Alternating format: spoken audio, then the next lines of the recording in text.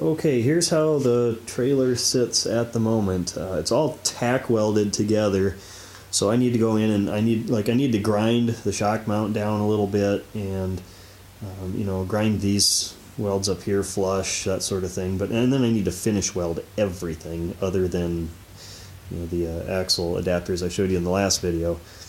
But things I changed. Obviously there's a tongue on it now, but I put this little kickstand in there, and you just take that pin out and then it'll store in the back. That's just to keep everything up out of the dirt when I'm not using it, or off the ice if I need to take it off the sidecar for any reason. Let's see here. The shock is off of a CL 175, and not the orange one I've got in the garage now. It's one I owned in the past, and it's pretty soft right now actually, but I've got the preload all the way down, so I can turn that up. I tried a CB 450 shock, but I had to have it straight vertical, and it was kind of stiff. And this was considerably lower, CB 450 versus a CL 175. That's a dirt bike. A CB is a street bike. So this was 3.5 inches lower, I think, which then put this trailer at an angle like that. And I didn't want to build 3 or 4 inch offset into the hitch just to make it ride level. So this is pretty good right here, actually.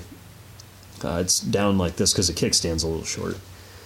But I had a couple of people ask me already, how much would this cost to build? I had all this metal laying around. I didn't have to buy any metal at all for this, so my cost to build this is about $40. $35 in tires and a few bolts and grease zerks is all I bought for this.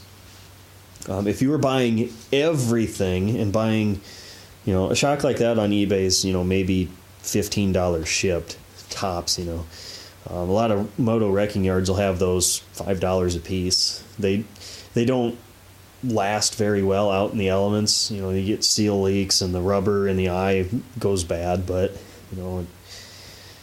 they're cheap.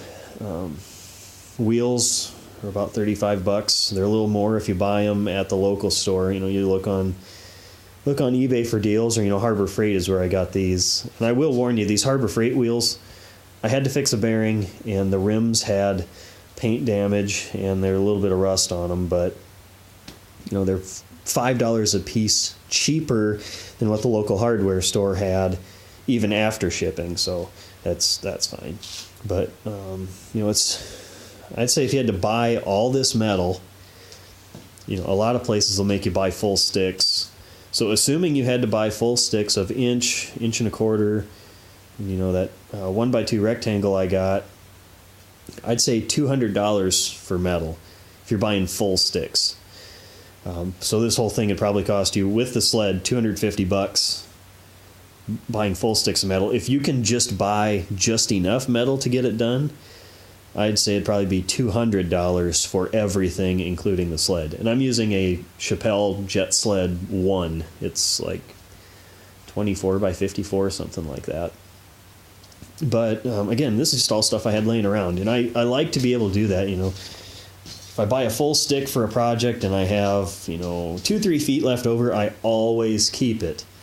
There's all kinds of crap up there because I can make stuff like this with it. So, again, my cost for this whole project's about, I think, well, including the sled, it's probably about $80. So, that's where we're at. The next video, I'll take it outside and hook it up to the sidecar after I finish weld it, kind of show you what it looks like behind there, and then maybe even put the GoPro on and take it for a little test drive.